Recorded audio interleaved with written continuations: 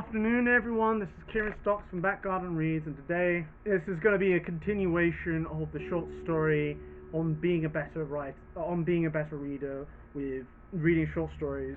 And I'm going to just show you a few things of what I mean and what I want to just explain myself a little bit. I guess this is a bit of an addendum. We're going to first begin with the things, the collections, the short story collections that I'm reading, because I am also reading more specific authors as well, but I'm also reading collections. Flashing Swords #3, Warriors and Wizards, edited by Lynn Carter. 5 stories, one of them being Lynn Carter, L. Sprague de Camp, Fritz Lieber, Andrea Norton, and Avram Davidson. By the sound of it, there was already 2 other books before this of sword and sorcery. I really am looking forward to reading this. I have not read the first story. I've only read the introduction of the foreword and a little bit of an introduction to L. Sprague de Camp, and I might do a more individualized breakdown of each story, like its own shorter video, like maybe stitched together or just over a couple days. But I can't wait to read this. And this other one, that's a newer sword and sorcery collection, A Book of Blades, Volume 3, Pocket Edition, because it's a lot smaller, by Rogues in the House podcast. Just quickly say, I read the first story, I really enjoyed it, and I can't wait to read the rest. And I love short stories, and I find that sword and sorcery really does pack the best punch when it's short and sweet. Really the max for sword and sorcery is maybe 200 pages. You need 200 pages is more than enough for a good sword and sorcery. 10 pages is probably the minimum you could do for sword and sorcery, and it still be good. It can't be too short or too long. That's the kind of problem with sword and sorcery. And it is a bit more punchy. It does not allow for as much self-reflection or philosophy as, say, other things, though in actuality that is incorrect. It does allow for it, but a different kind of philosophy and understanding, and it's much more man-centric. Guys will love this much more. Men will love this. Boys, teenagers, whatever.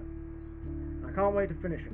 Now, one I haven't finished, and I don't think I'll ever finish, because it was so boring, and that is Clark's World, Year 12, Volume 2. This is 500 pages, almost 500 pages, and I've only gotten to 60. And one of them I just skipped through several paragraphs because it was boring.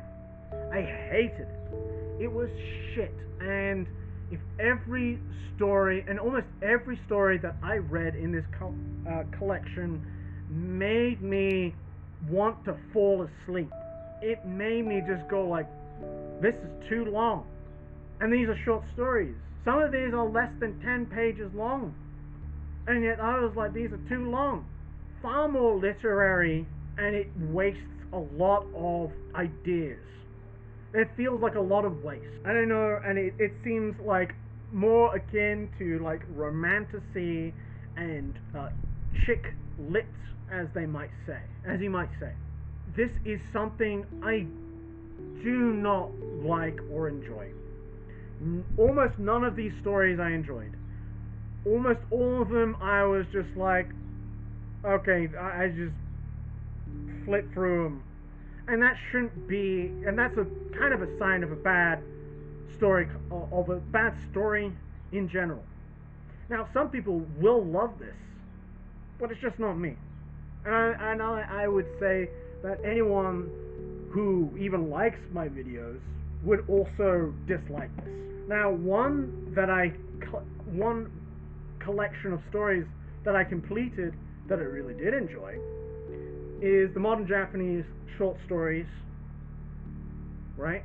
I already have a video of this on my channel. This is far proper literary versus Clark's World, and there's actually more in depth that is said and felt in these pages than any one of these than any single one of these stories. There's more feeling and understanding and philosophy in this, more intelligence in this, and more interesting stories, funner stories than this. This is supposed to be a bit more character driven, but you know what? These characters are boring. These are interesting. Boring, interesting. And this is good for another reason, because it broadens, it puts your reading outside of just English published writers, as in like language. This gets you to look at it from a little bit of a cultural perspective, and you get a much more different perspective that is much more radically different to most English language published short stories. And I totally recommend reading this if you can. One that I will read eventually is Monsters in Our Midst. 17 horror stories, including Robert Bloch, the writer for the book, for the original book, Psycho, which was the Alfred Hitchcock classic, and also has a story by Ray Bradbury, the one of the most legendary SF writers of all time. You know, Fahrenheit 451 and so many more short stories. And also Robert Bloch being one of H.P. Lovecraft's very close friends, and actually one of the authors to actually contribute to the Cthulhu mythos, or just the mythos. And that is something I really, really can't wait to read through. That is something that I look in and I go, I want to see what this is like. And speaking of Ray Bradbury, this is going to be another one that I'm going to read through, and that's The Illustrated Man. My grandma loves Ray Bradbury, and she especially loves The Illustrated Man, and I intend, and she read a lot of sci-fi and fantasy, and I can't wait to see what this is about. This is something that I am intently interested to see what it's like. As both a reader and a writer myself, I'm even following a little bit of the advice of write a short story every week. Yeah, and also like read short stories every day, read other things every day, so on. And I really want to become a better writer, and I'm going to try that myself and see how that works. I mean, writing a short story every week is pretty easy, actually. But again, I really look forward to it. It's all to say that you can find a lot of short story collections. You can find like online publications like Clark's World or Analog or something like that. I think Analog's actually defunct, I don't know. But you can find a lot of places where you can read short stories. Lots of places. And I really, really hope that you give, if you can, like, give short story collections a chance.